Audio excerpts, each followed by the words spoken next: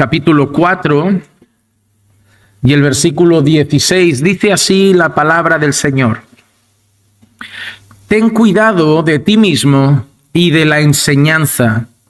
Persevera en estas cosas, porque haciéndolo asegurarás la salvación tanto para ti mismo como para los que te escuchan. Vamos a orar.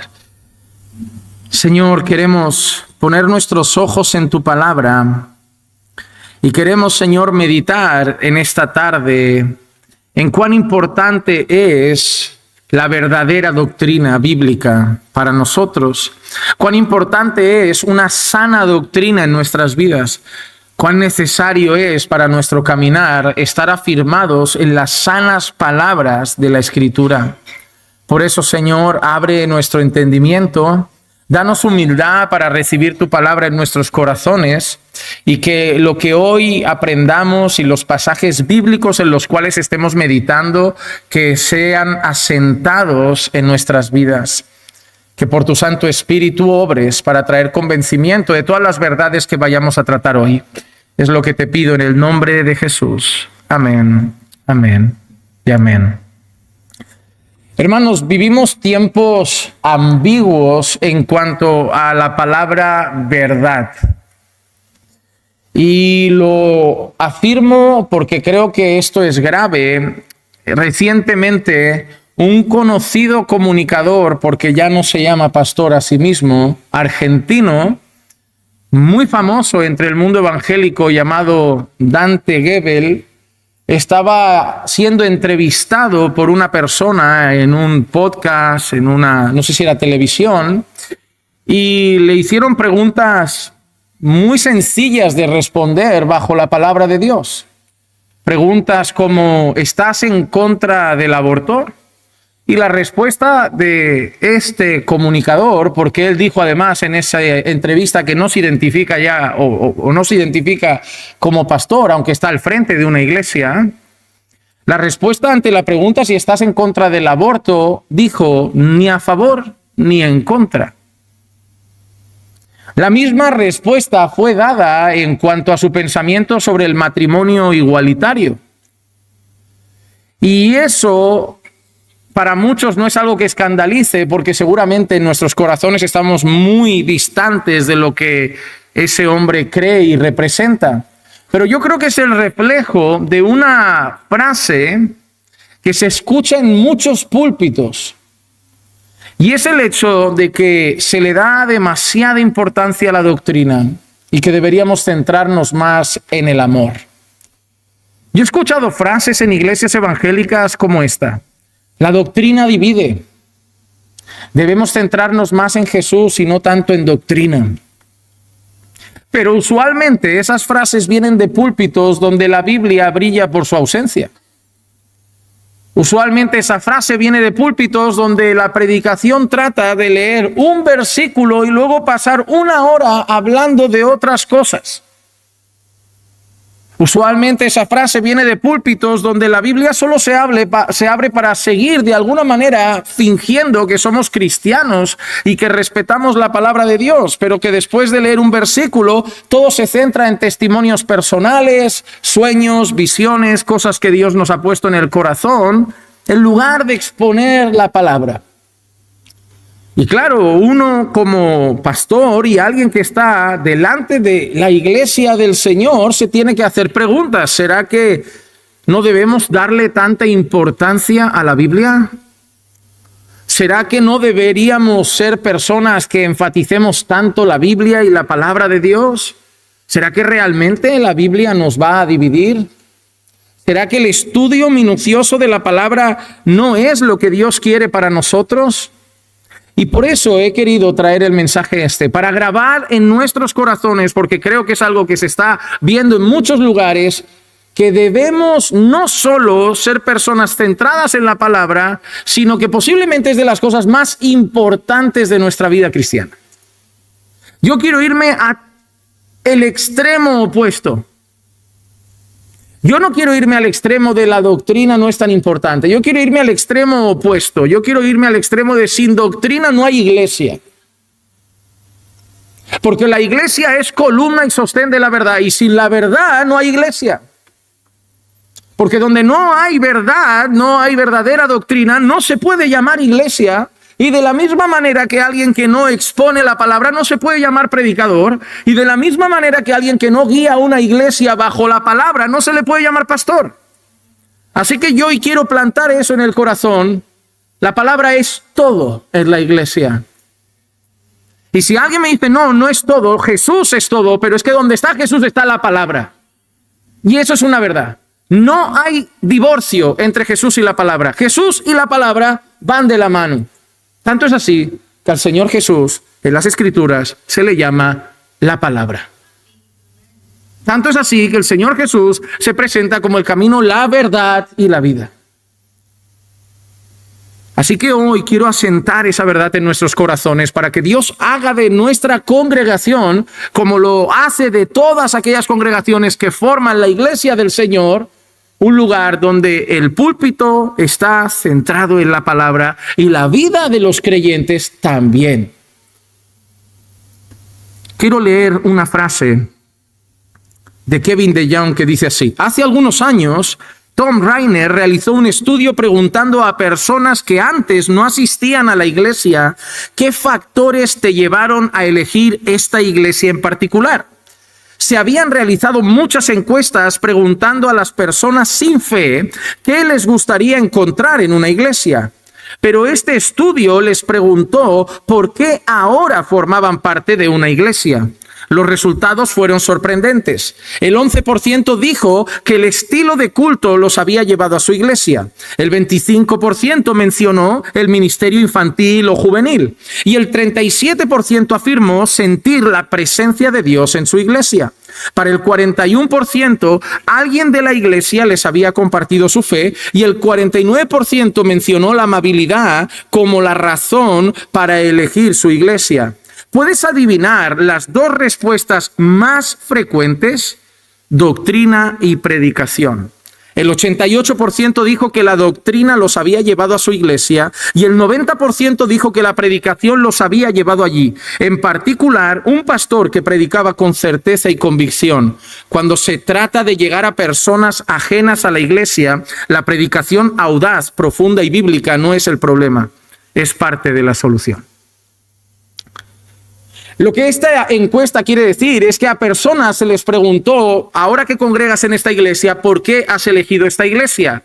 Y un porcentaje decía una cosa, otro porcentaje decía otra cosa. No solo decían una cosa, nombraban a lo mejor 2 o 3 cosas y variaban mucho las respuestas, pero había una respuesta que en la gran mayoría de personas se repetía: me quedé en esta iglesia por la palabra. Cuando yo leí eso, preparando el estudio de hoy, yo me hice una pregunta. Si yo hiciera la encuesta hoy a todas las personas que congregan en Caminando por Fe, las que llevan un año, las que han querido ser parte de la iglesia, las que hicieron el curso de membresía por último, y yo les pasara la misma encuesta, ¿por qué de todas las iglesias que hay cerca, incluso algunas te toman más cerca de casa? ¿Por qué elegiste esta iglesia? Seguramente veríamos algunas respuestas variadas, pero si hiciéramos una lista de nómbrame 2 o 3 cosas, la primera, estoy seguro que si no en un 89%, en un 90%, incluso más, sería la palabra. Luego habrían otras en el puesto número 2 o el puesto número 3, pero estoy convencido que en un mayor porcentaje, seguramente rozando el 100%, la mayoría de personas que hoy forman parte de Caminando por Fe, responderían exactamente esto, la palabra. Y por eso, cuando hay personas que vienen a conocer la iglesia, que ven lo que está pasando en la iglesia, que ven cómo está creciendo la obra, que ven lo que está sucediendo aquí y preguntan, ¿qué tenéis de especial? No podemos responder nada. Yo a veces busco en lo privado y íntimo de mi despacho, oro al Señor porque me preparo para las respuestas de preguntas que creo que van a hacernos. Y a veces esa me la hacen. ¿Qué estáis haciendo en la iglesia para que el Señor la esté bendiciendo? ¿Qué estáis haciendo en la iglesia Caminando por Fe para que el Señor esté haciendo esto? Porque esto no es lo normal en Barcelona, no es lo normal en España. Y yo a veces oro buscando respuestas como que tengo que obligarme a decir algo que nos diferencie. Algo que digas, wow, esto es único y lo tenemos que aplicar nosotros para que nos vaya bien. Pero es que lo único que les digo es que predicamos mucho la palabra. Y a veces me sorprende que pastores me miran y me responden así cuando les digo esto. Me dice, ¿solo eso? Y digo, yo creo que ahí está el problema, que hemos dejado de creer que la palabra tiene poder. Que hemos dejado de creer de verdad que el Espíritu Santo obra a través de la predicación fiel y constante de las Escrituras. Y que lo que necesita el pueblo del Señor, las ovejas del Señor, es el buen pasto de la palabra. Que realmente las ovejas se han cansado del circo, se han cansado del espectáculo, se han cansado del desorden, se han cansado de cosas que pasan en la iglesia constantemente y que no entienden. Se han cansado de que pasen cosas en una iglesia y que vayan a un pastor a preguntar por qué se hace algo así y los pastores no den una respuesta con fundamento. Y las ovejas del Señor están buscando simplemente una cosa, un sitio normal donde aprender la palabra de Dios. Obviamente nos esforzamos por cultivar una buena vida espiritual, por perseguir una vida santa, por tener comunión entre nosotros, porque haya amor y unidad. Pero es que creo que todo eso es el resultado de lo que nos enseña la palabra. Es decir, todo lo demás que buscamos en la iglesia, aparte de lo que la palabra nos dice que debemos buscar como iglesia. Si hacemos un campamento, un año que se titula Somos Uno, la base era buscar la unidad de la iglesia, pero todo el campamento se centró en pasajes de la Escritura que nos llaman a ser uno y que nos dicen que somos uno en Cristo. Así que creo que si queremos que Caminando por Fe siga bien, si queremos que Caminando por Fe siga siendo bendecida por Dios, solo tenemos que hacer una cosa: seguir cuidando la palabra.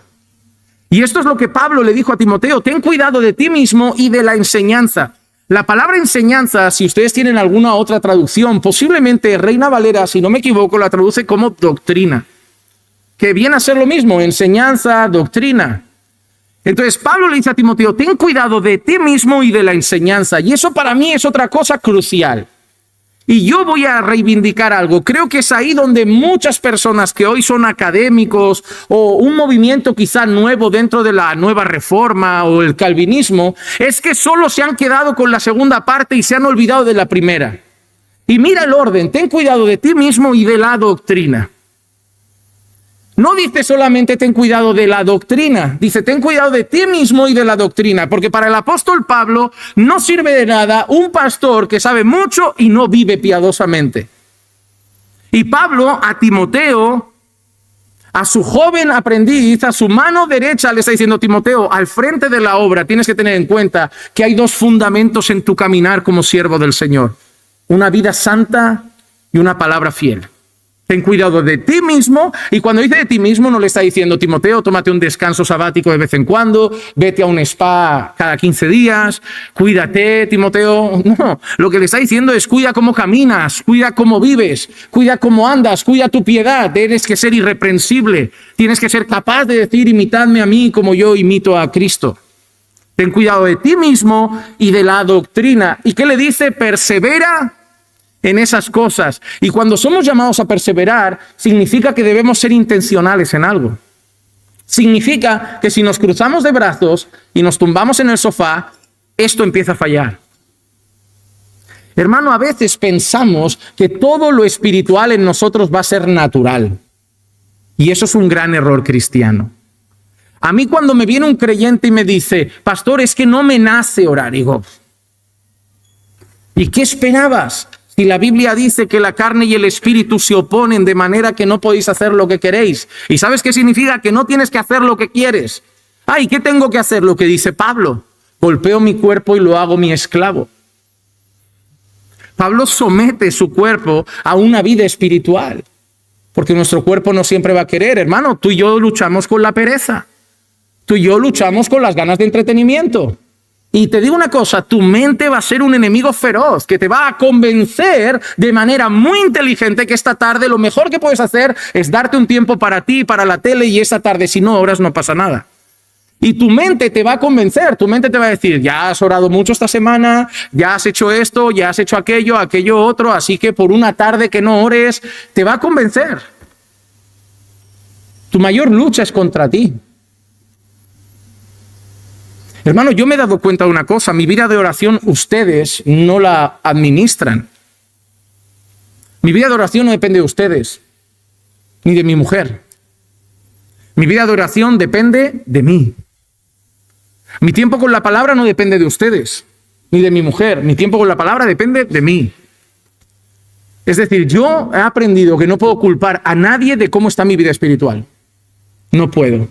No puedo culpar a nadie de cómo está mi vida espiritual. No puedo cargar sobre los hombros de nadie la responsabilidad de mi vida espiritual.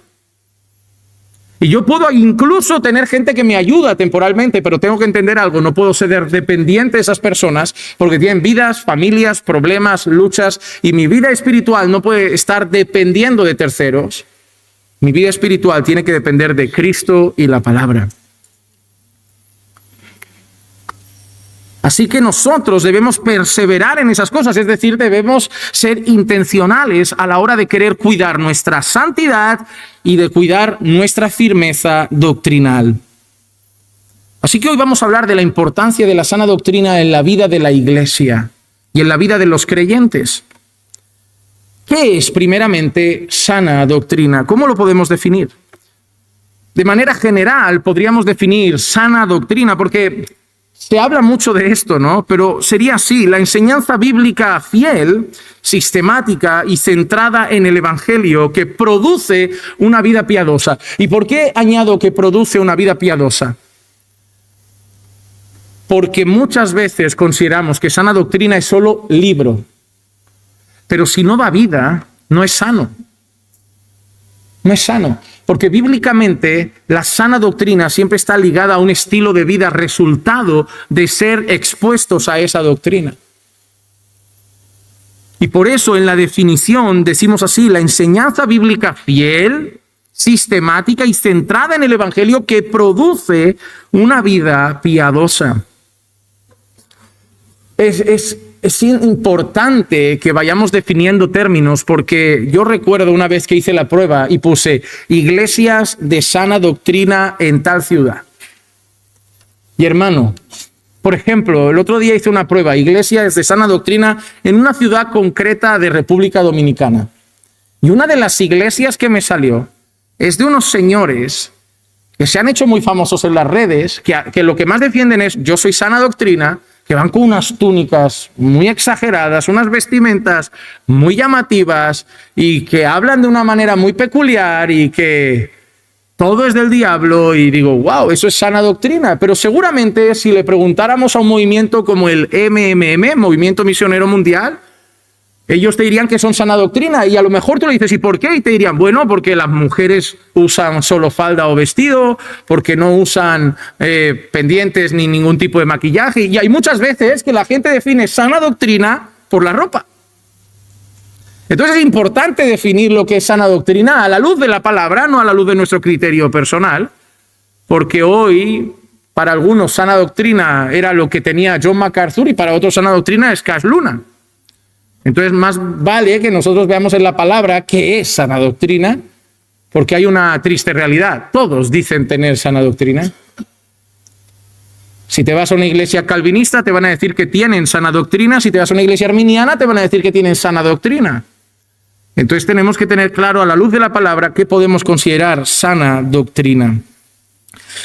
Para nosotros hay 4 elementos básicos que distinguen una sana doctrina. La primera, y parte de esta definición, fidelidad a la Escritura. Una sana enseñanza es una enseñanza fiel a la palabra, es decir, ni quita ni pone, ni añade ni resta. Simplemente dice, así dice el Señor. En segundo lugar, tiene que estar centrado en Cristo y el Evangelio. Porque algunas personas, a pesar de que proclaman tener sana doctrina, el Evangelio no aparece en los cultos. Cristo no está apenas presente. Hermano, todo culto donde se reúne la iglesia, para mí esto es una verdad que intento llevar en mi corazón siempre. Cada domingo tiene que poder ser día de salvación. Yo no soy partidario de la necesidad de hacer un evento evangelístico. Porque en mi corazón, cada domingo debe haber posibilidad de que un pecador sea salvo. Yo no creo que tengamos la necesidad de organizar un evento para reunir pecadores en masa con mucho esfuerzo y esperar que ese día se salven. Yo creo que nuestra responsabilidad es cada tiempo que podemos constantemente traer amigos, invitados a la iglesia, y aunque haya uno solo no creyente ese domingo, hay que exponer el evangelio esperando que Dios alcance su vida para salvación. No necesito hacer un evento de 1000 pecadores esperando que 100 se conviertan. Porque donde haya uno, vale la pena exponer a Cristo y este crucificado. Porque hay valor en cualquier alma en una sala. Entonces, todos los domingos, sea el texto que sea, desde donde prediquemos, tenemos que de alguna forma pasar por la cruz. Pasar por la cruz. El evangelio tiene que ser un eje central y de alguna manera buscar cómo hacer un llamado al arrepentimiento y la fe en Cristo. En tercer lugar, para que una doctrina sea sana, tiene que haber coherencia en su sistema doctrinal. Es decir, lo que hacemos como iglesia, resultado de esa doctrina, tiene que tener coherencia. Es decir, decimos que somos una iglesia de sana doctrina, muy bien. Entonces deberíamos justificar con una base sólida en cuanto a esa sana doctrina, ¿por qué cantamos lo que cantamos? ¿Por qué nuestras alabanzas son como son? ¿Por qué hacemos lo que hacemos en el culto? ¿Por qué oramos como oramos? ¿Por qué evangelizamos como evangelizamos? Tiene que haber coherencia. Si nosotros decimos tener sana doctrina, toda la vida resultante tiene que estar coherentemente ligada a esa doctrina. ¿Cómo construyo mi familia? Tiene que ver con esa sana doctrina. ¿Cómo ando en mi matrimonio? Tiene que ver con esa sana doctrina. ¿Cómo crío a mis hijos? Tiene que ver con esa sana doctrina. ¿Cómo comparto el evangelio? Tiene que ver con esa sana doctrina. Tiene que haber coherencia entre la doctrina y el resultado de la misma en cada área de nuestra vida. Y en cuarto lugar, como decimos, tiene que haber un resultado práctico. Si la doctrina es sana, la vida tiene que ser sana. A no ser que seamos hipócritas, que se engañan a sí mismos. Porque cuando la Escritura dice que el que es oidor y no hacedor de la palabra, la propia Escritura dice una cosa curiosa: se engaña a sí mismo. ¿Por qué? Y eso es una realidad. Hay gente que se convence de que se expone 10 años a la palabra y no la vive, y se convence esos 10 años de que solamente era débil en la fe. Ten cuidado con eso. Ten cuidado con eso.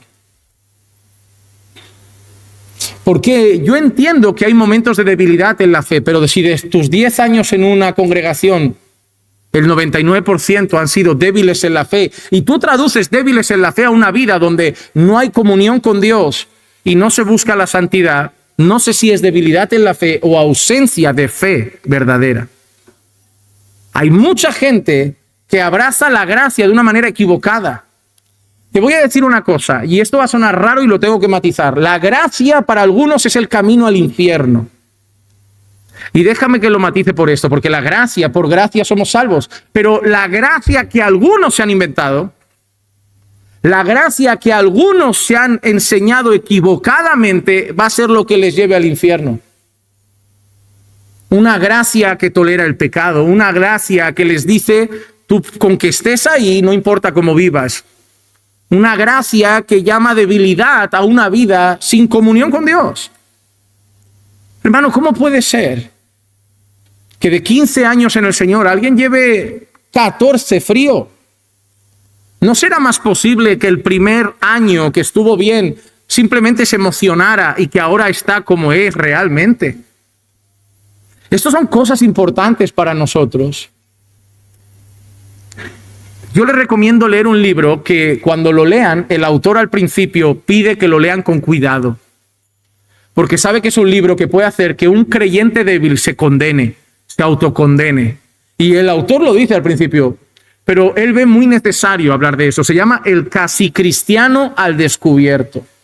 Y habla de todos los casos de la Biblia que parecieron ser o casi fueron cristianos, pero no lo fueron realmente. Y hermano, es un libro muy confrontador. Porque en el fondo dice la cantidad de personas que estuvieron viendo luz, pero no llegaron a ella. viendo una puerta, pero no la atravesaron, saboreando la santidad, pero no la vivieron, escuchando de gracia, pero no la alcanzaron. Es un libro muy confrontador y como les digo, el autor al principio dice, pero cuidado, no quiero que alguien débil en la fe se confunda y ahora se autocondene porque crea que, de verdad, porque confronta mucho. Y habla desde Judas, que caminó con Jesús, estuvo presente en medio de actividades y milagros, un montón de sucesos, y aún así nunca fue. Habla de ejemplos como esos. Asustador, de verdad, asustador. Ahora, quiero traer 3 frases que definen un poco la sana doctrina desde la voz de algunos autores. Mark Dever dice, la sana doctrina es la enseñanza que refleja correctamente todo el consejo de Dios. Y esto es importante porque sana doctrina no puede ser una doctrina que se centra solo en un punto. Es decir, como un pastor que solo habla del amor, o como un pastor que solo habla de la gracia, o como un pastor que solo habla de la santidad, o como un pastor que solo habla de... Y ahí yo tengo que apelar a algo que el Señor nos ha permitido abrazar y que ayuda mucho en eso. El predicar expositivamente un libro de la Biblia. ¿Por qué? Porque, por ejemplo, este domingo fue muy confrontador, lo hablaba con Clicia. Decía, wow, un mensaje alertando de peligros internos de la iglesia, de gente que puede ser enemiga de la iglesia y estar entre nosotros. Y digo, bueno, pero es lo que toca en el texto, ¿no? No lo hemos elegido, nadie puede decir, lo eligió el pastor porque quiso decirme algo. No era lo que tocaba. Y este domingo no estoy pensando en Marcos, pero toca división en el liderazgo. No, en Marcos no va a pensar, seguro que lo ha elegido pensando en mí. No, es que Pablo y Bernabé se han peleado y vamos a ver cómo se separan. Pero cuando nosotros predicamos expositivamente, a veces veremos textos que hablan de la venida del Espíritu Santo, veremos textos de cómo convivía la iglesia, como en Hechos capítulo 2, que se dedicaban a la doctrina de los apóstoles, que partían el pan con sencillez. Y lo bueno de predicar secuencialmente es que la iglesia recibe una cantidad de alimento variado y que acabas pasando por todo el consejo de Dios. A veces el texto enfatizará más la gracia, a veces el texto enfatizará más tu necesidad de vivir en santidad, a veces enfatizará más la unidad, a veces será una advertencia contra falsos maestros, pero eso alimenta a la iglesia de manera muy variada y también guarda el corazón del predicador. Porque si una semana el predicador viene tocado por un tema, no lo puede poner en el púlpito porque toca predicar el texto que toca predicar. Y también eso es bueno para guardarse uno, ¿no? Porque al final tenemos corazón y podemos llegar tristes, abatidos, enfadados y decir, hoy... Así que si un domingo me tocaba predicar otra cosa y me ven decir, llegaba y de camino el Señor me dijo, cambia el tema, eso es que algo malo va a pasar. Eso es que probablemente lo que quiero es desahogarme. Así que alto, me dan un alto en privado, no que se levanten aquí, cual Elías ante los profetas de Baal, pero me dan un alto como piénsatelo bien antes de lo que vayas a hacer porque no es lo que tocaba. Otra frase, Joel Beeke dice, la sana doctrina es la verdad bíblica aplicada al corazón y a la vida. Y nuevamente Joel Beeke lo relaciona con una aplicación, ¿verdad? Es lo que aprendemos, es la verdad de la Escritura, pero aplicada a nuestro corazón y obviamente tendrá como resultado a nuestra vida. Y Thomas Watson dice, la doctrina debe encender el corazón, no solo iluminar la mente. Qué hermosa frase, ¿verdad? La doctrina debería encender nuestro corazón y no solo iluminar la mente. A mí hay una frase que veo muy bonita cuando el Señor Jesús está hablando con sus discípulos y recuerdan esa frase después de resucitar que dicen, ¿no ardía nuestro corazón cuando Él hablaba? Y yo, hermano, te voy a decir algo, pídele a Dios eso. Pide a Dios que cuando te expongas a su palabra tu corazón queme. Que no solo se quede en bosquejos en tu cabeza, que tu corazón queme. Que le digas, Dios, háblame al corazón. Sea el tema que toque, el texto que toque, háblame al corazón, porque no necesito solo llenar más y más mi cabeza, necesito que mi vida cambie. Y para que mi vida cambie, mi corazón tiene que arder. Mi corazón tiene que quemar. Yo a veces salgo muy mal del púlpito, según el texto, el mensaje, porque a mí también me confronta. Pero te voy a confesar algo personal. Los días que salgo peor del culto son los que me hacen mejor a la vida. Los días que salgo del sermón y a veces como si nada ya me pongo a otras cosas, no es que no haya servido el sermón, pero a veces me he informado de cosas, me ha desafiado a la misión, pero hay días que salgo como en silencio, como con pocas ganas de hablar, que me siento hasta mal y digo, hoy quiero irme a casa, no quiero hablar con nadie. Pero esos son los que me hacen bien. Yo digo que el sermón que me hace bien es aquel que hasta el lunes me sigue sonando. A veces me levanto el lunes y le sigo dando vueltas a lo del domingo, pero no mal, sino oye, me ha dolido, me ha quebrantado, me tiene inquieto, y eso me hace bien, porque significa que el Espíritu Santo de Dios me está haciendo ver que hay áreas de mi vida que tienen que ser tratadas y que me ha confrontado y que no es el predicador, es la palabra. Y eso luego lo abrazo porque digo, si no fuera hijo de Dios, esto no estaría pasando. Porque si no fuera hijo de Dios, yo seguiría como si nada. Pero si me estoy comiendo la cabeza por lo del domingo todavía, porque creo que Dios me ama como hijo y me está disciplinando. Y hermano, disfruta la disciplina de Dios por medio de su palabra. No la resistas. No te enfades. Duele. Está bien. Ponme una mala cara un rato, pero luego no la resistas. Porque es cuando Dios va a hacer obras preciosas en ti. Porque para darle forma al barro, a veces el alfarero tiene que pegar unas apretadas. Pero vas a quedar más bonito después de eso. Te vas a parecer más a Jesús después de ese dolor. Porque al final el Señor, el mayor deseo que tiene en nosotros es que nos parezcamos más a su Hijo. Así que vamos a meditar en cuanto a la sana doctrina. Algo importante que debemos reconocer es de dónde viene la sana doctrina. Y el origen de la sana doctrina es Dios mismo. Gálatas capítulo 1, versículo 11 y 12 dice así: pues quiero que sepáis, hermanos, que el evangelio que fue anunciado por mí no es según el hombre, pues ni lo recibí del hombre, ni me fue enseñado, sino que lo recibí por medio de una revelación de Jesucristo. La sana doctrina viene de Dios. Y esto es maravilloso. La sana doctrina, según dice Pablo, no es un mensaje que nos han traído los hombres. No es un mensaje que nos ha enseñado un predicador. No es un mensaje que un líder religioso se ha levantado y ha traído. Es un mensaje que viene directamente revelado por Dios. Hermano, la sana doctrina es toda aquella palabra que proviene de la boca de Dios. Y aquí está toda la palabra de Dios. Fuera de esto, solo hay incertidumbre. A mí a veces me preguntan, pastor, ¿Dios puede hablar en sueños? Y a mí el hecho de Dios puede ya implica algo. Es todopoderoso. Dios puede hablar en sueños. ¿Qué decimos? ¿Sí o no? Sí. Decir que no me parece que es absurdo. O sea, yo no voy a entrar en ese territorio.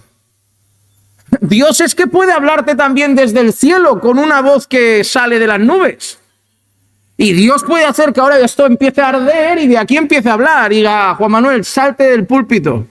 Y me voy. Y con cierto temor. Dios puede hacerlo. La pregunta para mí compleja es, y esta es la segunda que me suelen hacer, ¿y cómo sé que el sueño que he tenido es de Dios? ¿Y qué me quiere decir? Digo, eso ya no lo sé. Yo sé que puede. Ya las interpretaciones las dejamos con José. Lo que pasa es que habría que ir a buscar sus huesos. Pero yo no estoy... Hay riesgo, ¿verdad? Sí, porque digo, yo soñaba también cuando no era creyente. En el mundo también se cuentan sueños y visiones. Y la gente también tiene percepciones. No, es que no me da confianza. Yo es que siento, o sea, todas esas sensaciones en el mundo también hay un montón de personas que las tienen. Yo soy una persona que no me gusta el riesgo. Por eso no me tiro en paracaídas, no hago ala delta. Entonces, para mí en la vida cristiana, cuando se trata de estar seguro de lo que Dios quiere, aquí no hay riesgo. Fuera de aquí, para mí hay mucho riesgo. Imagínate que yo tengo un sueño en el que Diego me traiciona feo. En mi sueño yo entraba por la iglesia, subía al púlpito y veía a Diego en una esquina cuchicheando con Leonela y yo escuchaba desde lejos las palabras que decía y iba a ser uno de esos que hablábamos el domingo. Imagínate, me levanto yo y ya llego el domingo raro como Diego. Padre Señor, pastor, yo no sé si pasa, no pasa. Tenía un sueño muy raro contigo. Si yo doy cuerda a esto, ¿puede afectar a mi relación con él? Y si yo voy a Diego y le digo, tú piensas traicionarme, es que he tenido un sueño muy raro. Obviamente me va a decir que no, pero aunque pensara traicionarme también, es que me va a decir que no. Ahora, ¿qué pasa? Si yo me quedo centrado en ese sueño, yo puedo entrar en una dinámica en mi vida un poco complicada. ¿Qué hacemos con ese sueño? ¿Cómo sabemos que viene de Dios? ¿Cómo sabemos que no es mi carne? ¿Cómo sabemos que...? ¿Cómo lo sé? Entonces yo cuando viro la palabra, bien dice la Escritura que es la palabra profética más segura. Sí, hermano, Dios puede hacer muchas cosas, pero también cuidado con no usar lo que Dios ha hecho esporádicamente en la Biblia y ahora todo el mundo sueña cada semana. Dios le mostró en una visión a Pablo, lo veremos, que se vaya a Macedonia. Pero que Dios haya hecho esporádicamente algo ahí, ahora hay gente que solo vive con sueños y revelaciones. Y esto para mí es muy peligroso, porque el fundamento de nuestro caminar es la palabra. Todo lo demás no tenemos seguridad. Es más, la Biblia nos alerta que los falsos profetas y los falsos maestros se caracterizan por vivir trayendo esas cosas. Sueños, revelaciones, visiones, y todo eso, dice la palabra, que viene fruto de su estómago, de su mente carnal. Pero cuando la palabra nos dice, si miras la Escritura, aquí no hay duda. Esto es seguro. Si esto dice derecha, no hay que cuestionar, es derecha. Si esto dice izquierda, es izquierda. Si esto dice ama, es ama. Si esto dice abraza, es abraza. Y lo que tenga que pasar, pasará. Y el Señor, en su palabra, nos ayudará a saber cómo gestionarlo y cómo enfrentarlo. Cuando hablamos de sana doctrina, hablamos de la palabra que Dios ha revelado, ha dado a conocer en la Escritura. Que no viene de hombres, ni de la mente de hombres, que viene de Dios. De Dios. Y esa sana doctrina no es nueva, es histórica. Hermanos, nosotros no estamos trayendo enseñanzas nuevas. Sería muy peligroso. Sería muy peligroso. Segunda de Timoteo, capítulo 1, versículo 13, dice, retén la norma de las sanas palabras, esas sanas palabras lo podemos traducir como de la sana doctrina que has oído de mí en la fe y el amor en Cristo Jesús. ¿Sabes lo que está diciendo Pablo? Timoteo, ¿sabes qué vas a enseñar a la iglesia? Sana doctrina. ¿Y sabes cuál es la sana doctrina, Timoteo? Lo que yo te he enseñado, lo que has aprendido de mí.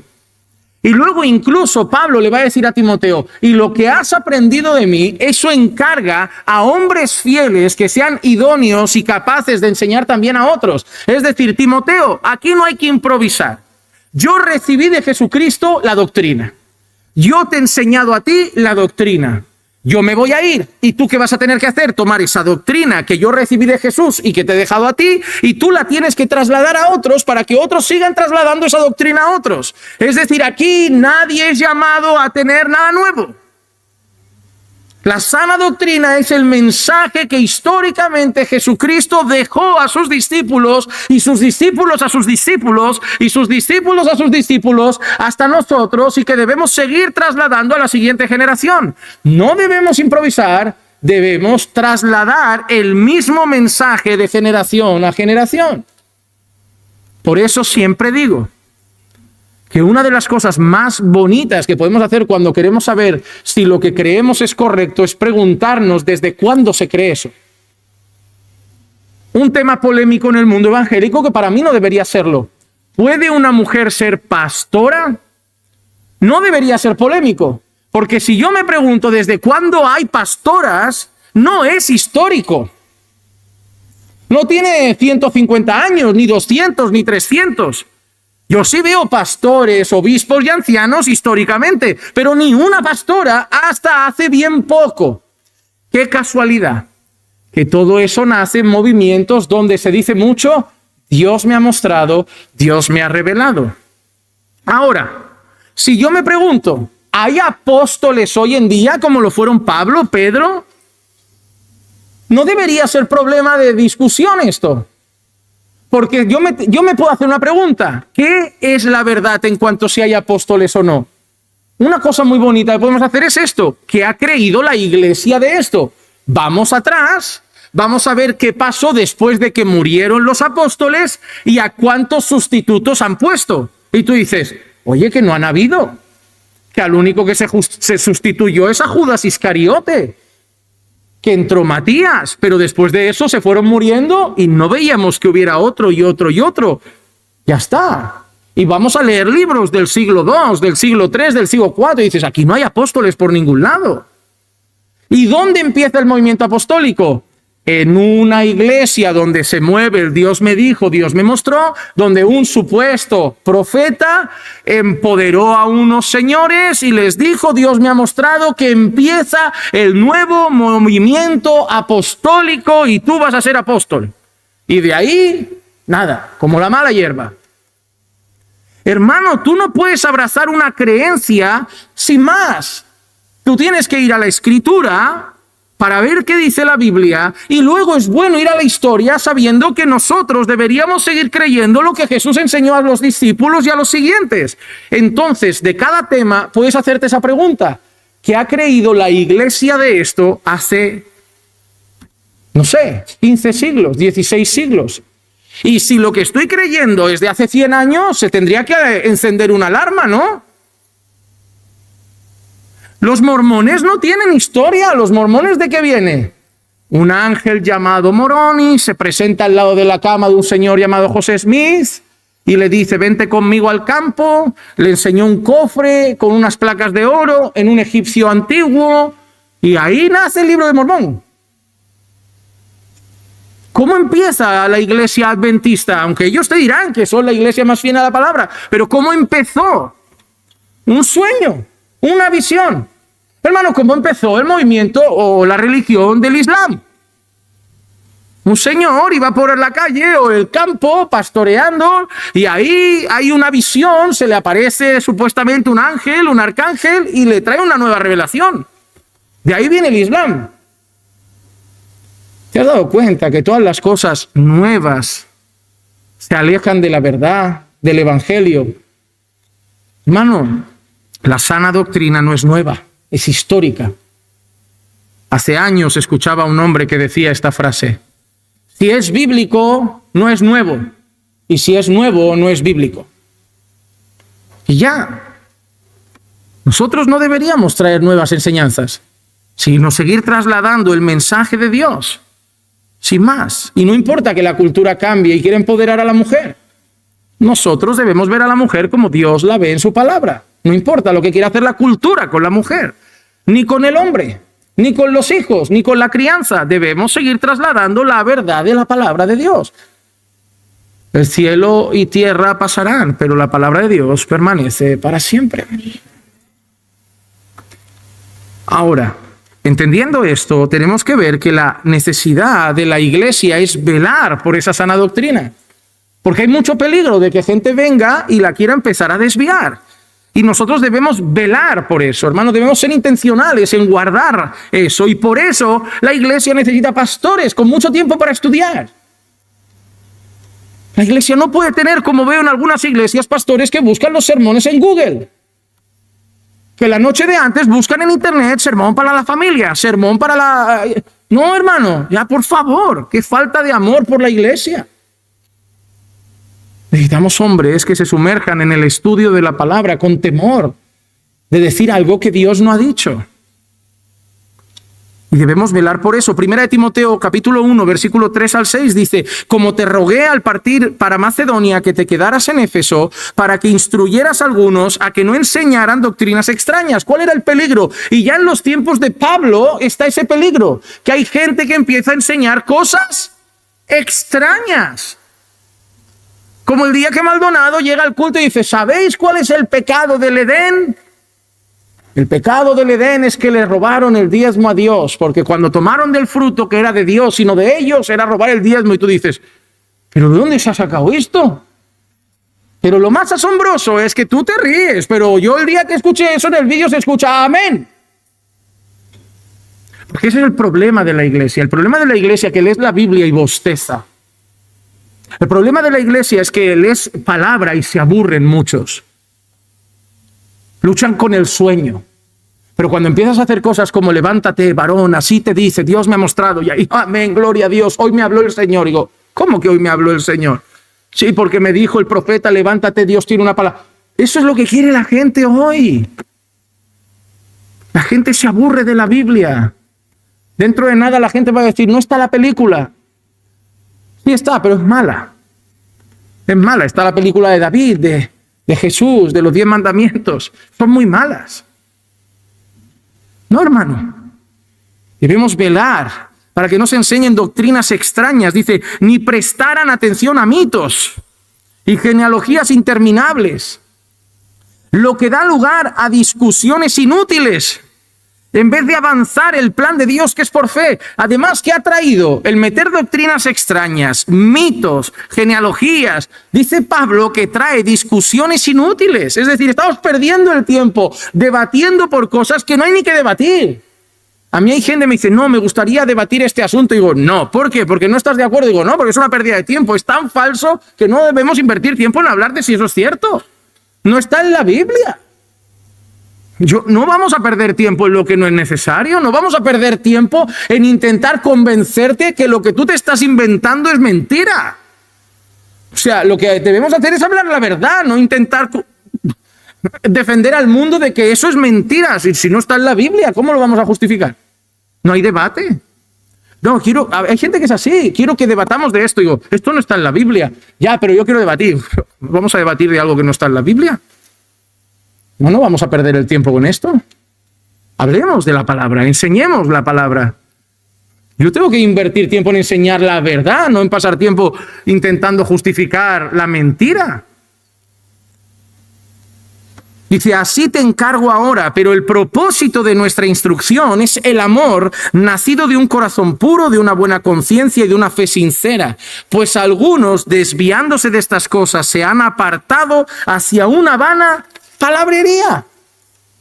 ¿Y qué tienes hoy en muchas congregaciones? Pura palabrería. No hay Biblia. No hay enseñanza. Y la gente diciendo amén, gloria a Dios. No, amén solo se dice la Biblia. Amén solo se dice esto. Si aquí citamos la Escritura, ahí hay que decir amén.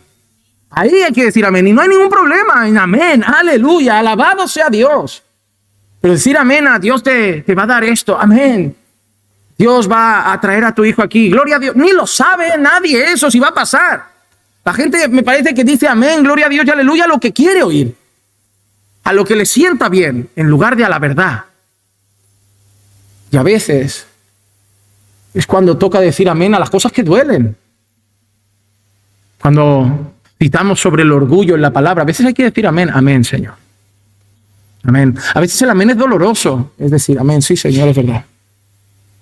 A veces el amén no es a lo que quiero oír, es a la verdad de Dios. Eso es a lo que hay que decir amén. Porque si no vamos a caer en vana palabrería. ¿Y qué va a pasar si nosotros cuidamos esa doctrina sana en la iglesia? ¿Qué efecto va a tener? Segunda de Timoteo capítulo 3, versículos 16 y 17 dice, toda escritura es inspirada por Dios. Es decir, si nos quedamos en la palabra, en la sana doctrina, en lo que Dios ha revelado, eso es lo que Dios ha inspirado. Dice, y es útil para, 1, enseñar. Mira qué bueno, vas a aprender muchas cosas. 2, para reprender. Te van a reprender muchas veces. Porque para eso también está la palabra, para reprendernos. 3, para corregirte. Es decir, va a corregir el rumbo de tu vida. Tú vas a venir aquí con un caminar y a través de la exposición a la palabra va a empezar a cambiar el rumbo. Va a empezar a corregir áreas de tu vida para instruirte en justicia. Es decir, te va a enseñar lo que Dios quiere para ti, su voluntad. ¿A fin? ¿Para qué? Para que seas, a fin de que el hombre de Dios sea perfecto. ¿Sabes qué quiere Dios de ti? Perfecto. Hermano, yo sé que decimos con mucha rapidez, no hay nadie perfecto. Te recomiendo que no repitas eso si lo utilizas para justificarte. Y yo te digo que cambies esa frase por quiero y busco ser perfecto. Porque eso no es soberbia, es lo que Dios quiere de ti. Dice que la palabra de Dios es para que nosotros lleguemos a ser perfectos. ¿Sabes lo que Jesús dice de nosotros? Sed perfectos como vuestro Padre es perfecto. ¿Y sabes qué quiere Dios que busques cada día? Ser un marido perfecto. Y ser una esposa perfecta. Y ser un padre perfecto. Ah, pastor, pero no voy a llegar. Eso es otra historia, pero lo tienes que buscar. Yo no voy a llegar a ser el pastor perfecto, pero cada bendito día de mi vida voy a intentarlo ser. Y me voy a equivocar, y me voy a humillar, y voy a pedir perdón, y me voy a levantar, y voy a volver a intentar hacer un pastor perfecto. Es soberbia, no, es la intención de mi corazón. No lo voy a lograr, pero lo voy a buscar cada día, en cada área de mi vida. Porque es lo que Dios quiere de mí. Y la palabra es lo que me va a conducir a buscar esa perfección. Porque su palabra es perfecta, me refleja el carácter perfecto de Dios. Yo lo recibo y voy a intentar aplicarlo para que se vea ese carácter perfecto que al final es el carácter de Cristo. Y además te equipa para toda buena obra. ¿Qué necesitamos para equipar obreros, para equipar hermanas, para que se cuiden unas a otras, para equipar hermanos para el servicio? Palabra. No necesitamos otra cosa, otro tipo de taller, donde se nutre la gente y empieza a aprender cómo Dios quiere que sirvamos y seamos, es en la palabra. Por eso, entendiendo eso, necesitamos que los líderes de la iglesia sean sólidos en la palabra. Necesitamos que todo aquel que se suba aquí conozca con precisión la palabra. Tito capítulo 1, versículo 9 y 10 dice, reteniendo la palabra fiel, que es conforme a la enseñanza, para que sea capaz también de exhortar con sana doctrina y refutar a los que contradicen.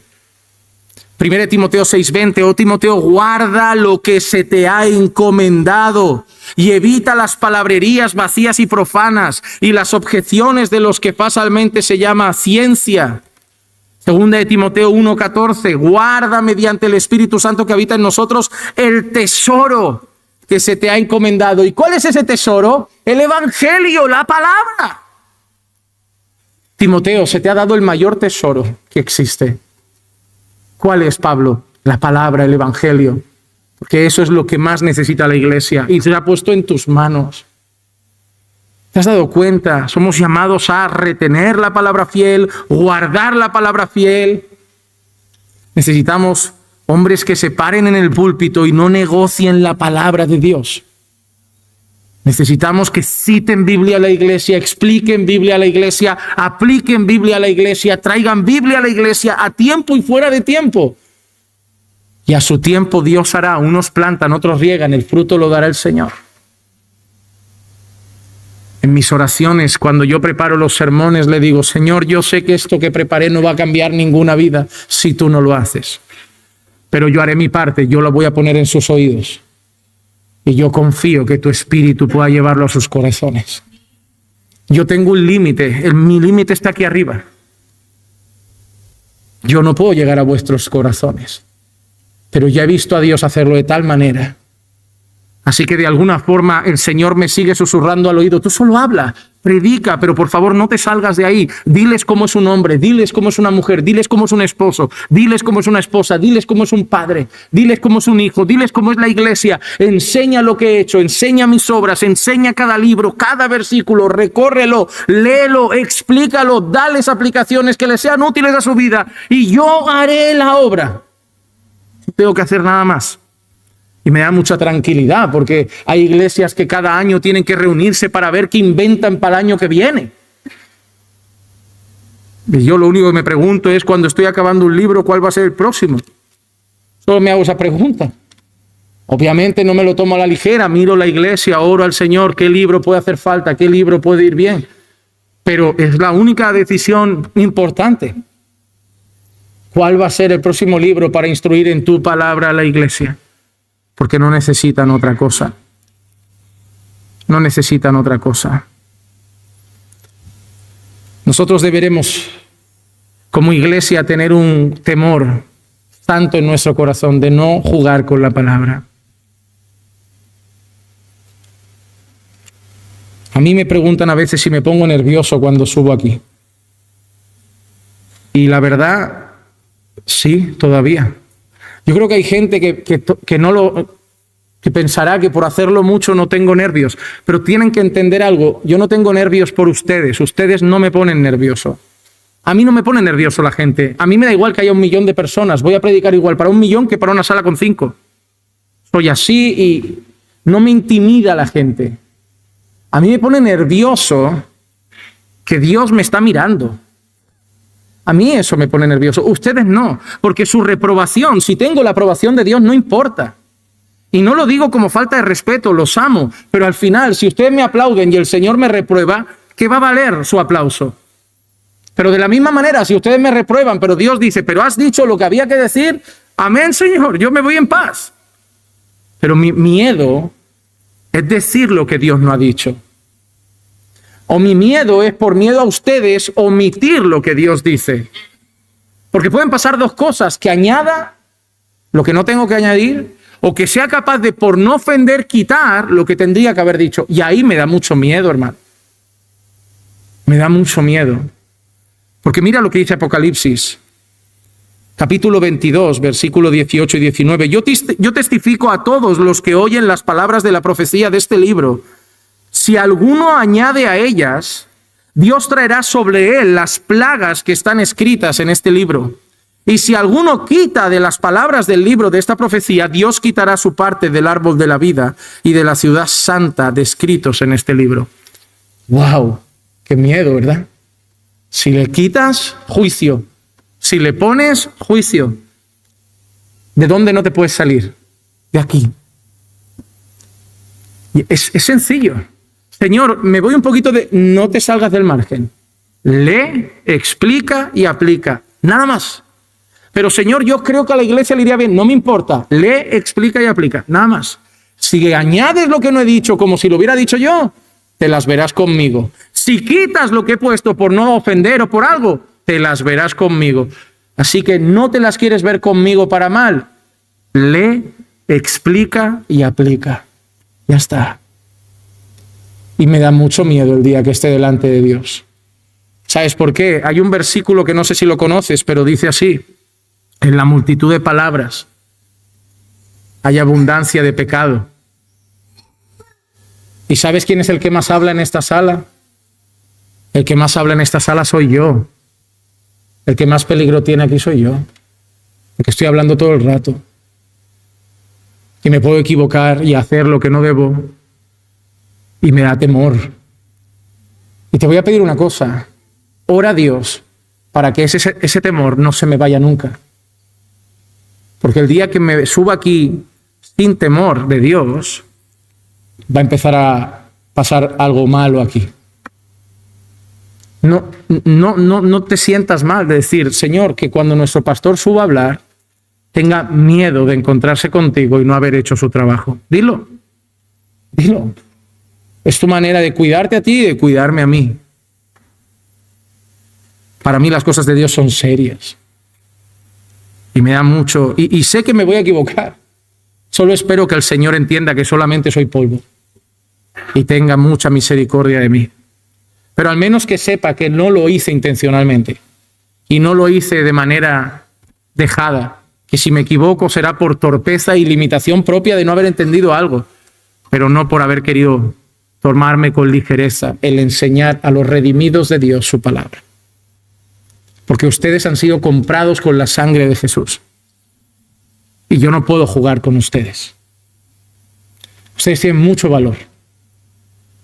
No en ustedes mismos y en sus habilidades. Tienen valor por lo que se ha pagado por ustedes. Y yo no puedo jugar con eso. Yo no puedo ir y decir, Señor, me va a decir, Juan Manuel, no estabas delante de una sala de conferencias empresariales. Estabas delante de los que han sido comprados con la sangre del Cordero. Y tú estuviste ahí y tu única responsabilidad era darles de comer para que en ese camino hasta que se encuentren conmigo lleguen mejor, más santos. ¿Te das cuenta de lo serio que es subir aquí? Yo no sé cómo tanta gente quiere subirse aquí a predicar. Deberían pensárselo un par de veces antes de querer púlpito, porque a no ser que les dé igual Dios o que sean muy convencidos de lo que van a enseñar, pero yo creo que deberían subir con un ligero temblor de piernas aquí siempre. Hermanos, nuestro trabajo como iglesia es hacer discípulos, y hacer discípulos está centrado en la sana doctrina. Mateo 28:20 dice, enseñándoles a guardar todo lo que os he mandado, y he aquí yo estoy con vosotros todos los días hasta el fin del mundo. Para que veas, el evangelismo de la iglesia está centrado en la doctrina que hay que enseñar, enseñándoles a guardar todo lo que os he mandado. No es solo evangelizar, es también instruir en las palabras de Jesús, en la sana doctrina. Pero no solo afecta a nuestro evangelismo, afecta a nuestras canciones. La adoración, a pesar de que hoy le guste mucho a la gente, tú me viste en mi tormenta, pero lo que tenemos que cantar, al menos aquí en la iglesia, no creo que sea eso. No tengo nada de malo de que alguna persona quiera un momento íntimo y conmovedor, pero cuando se trata de la iglesia también tenemos que cantar sana doctrina. Hermanos, debemos predicar sana doctrina y cantar sana doctrina. Mira lo que dice Colosenses 3:16, que la palabra de Cristo habite en abundancia en vosotros, es decir, que la sana doctrina habite en abundancia en vosotros, con toda sabiduría, enseñándoos y amonestándoos unos a otros, con salmos, himnos y canciones espirituales, cantando a Dios con acción de gracias en vuestros corazones. ¡Wow! Pero, ¿qué vamos a hacer? Enseñarnos y amonestarnos. O sea, ¿tú alguna vez has relacionado enseñar y amonestar con canciones? Pero mira lo que ha dicho Pablo. Enseñarnos y amonestarnos, incluso reprendernos y llamarnos la atención, ¿a través de qué? De salmos, himnos y canciones espirituales. ¿Cómo? ¿Cómo nos vamos? Tú has sido muy malo. No creo que se refiera a eso. ¿A qué se refiere? A que cuando cantamos la palabra, somos instruidos en las verdades del Evangelio. A que cuando cantamos la Biblia, el Evangelio vuelve a resonar en nuestros oídos, vuelve a conmover nuestros corazones. A que cuando cantamos canciones bíblicas que nos llaman a vivir para su gloria, a tener la mente de Cristo, nos amonesta y nos dice, oye, ¿y lo que estás cantando, cómo lo estás viviendo? ¿Cómo está tu vida? O cuando cantamos a lo mejor un salmo como el ciervo clama por las aguas, así mi alma, nos puede amonestar. ¿De verdad estás como el ciervo? Yo no te veo como el ciervo clamando por las aguas. O sea, mientras cantamos, las verdades de la palabra nos siguen llegando y además nos siguen corrigiendo. Yo no necesito que me vea en la tormenta para llorar. A mí me basta con cantar la Escritura y yo a veces ya me quebranto. La Biblia tiene que estar presente en cada cosa que hacemos en la iglesia, en las oraciones, en las canciones y en la predicación. Así que, como iglesia, somos llamados a crecer en esto, crecer en conocimiento y vida. Hebreos 5, versículo 12 al 14 dice, pues aunque ya debierais ser maestros, otra vez tenéis necesidad de que alguien os enseñe los principios elementales de los oráculos de Dios. Y habéis llegado a tener necesidad de leche y no de alimento sólido, porque todo el que toma solo leche no está acostumbrado a la palabra de justicia porque es niño. Pero el alimento sólido es para los adultos, los cuales por la práctica tienen los sentidos ejercitados para discernir el bien y el mal. Y este es uno de los textos que trabajaremos profundamente en nuestra serie sobre la madurez. Porque mira lo que dice, ya deberíais ser maestros y todavía os tenemos que tratar en la iglesia como niños. Pero no solo por conocimiento, porque dice que los adultos son los que por la práctica tienen ejercitados los sentidos para saber discernir entre el bien y el mal. Es decir, los adultos son los que han comido tanta palabra y la han aplicado tanto a su vida que ahora saben conducirse con mucho más discernimiento. ¿Qué sabes lo que está diciendo? Llevas 10 años en la iglesia y te sigues enfadando por las mismas tonterías y sigues pecando con el mismo chismecito y hablando las mismas cosas inapropiadas. Dice, ¿tú ya sigues siendo un bebé? Cuando ya debería eso estar más que solucionado y cambiado. Cuando hay sana doctrina, nuestro corazón se traduce en sana vida. Y somos llamados a crecer en esa doctrina. No podemos quedarnos con lo de siempre. Así que cuando nosotros hablamos de estar firmes como iglesia en la sana doctrina, yo lo resumiría que es estar firmes en Cristo. Porque al final esa es la marca de la doctrina bíblica, que está aferrada a Jesús. Juan 8:31, entonces Jesús decía a los judíos que habían creído en él: si vosotros permanecéis en mi palabra, verdaderamente sois mis discípulos. ¿Cuál es la marca de un discípulo de Jesús? Rápidamente diríamos que ha creído en Jesús. Pero Jesús no dice solo eso, dice que va a haber una evidencia, que van a permanecer en su palabra. Y es curioso porque no dice que van a conocer su palabra, dice que van a permanecer en su palabra, que van a estar de pie en su palabra, que van a estar firmes en su palabra. Significa dos cosas: que la enseñanza de Jesús va a ser la base de su fe, no se van a ir a otras enseñanzas y doctrinas, pero también que va a verse en su vida. Por eso Jesús dice: mis ovejas oyen mi voz y me siguen. No solo oyen, la marca de un verdadero cristiano está en los oídos y en los pies. La marca de un verdadero cristiano es que oye la voz del pastor y vive siguiendo la voz del pastor. No solo oye que el pastor dice: ama a tu esposa, ama a su esposa, sigue a la voz del pastor. No solo oye que el pastor dice: sujétate a tu marido, sigue la voz de su pastor y se sujeta a su marido.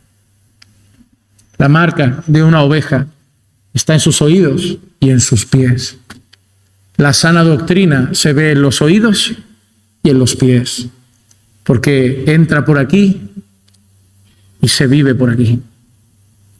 Que el Señor nos haga una iglesia firme en conocimiento de sana doctrina y firme en vida de sana doctrina. Oremos. Señor, gracias por tu palabra, la cual es perfecta, y un día más nos llama a afirmarnos en ella. Que tu palabra sea el baluarte de nuestra congregación, el firme fundamento de esta iglesia local, que no nos movamos ni a derecha ni a izquierda, que no pongamos y no quitemos, que nos afirmemos en la verdad y sobre todo que por tu Espíritu nos ayudes a vivir tu verdad. Señor, que seas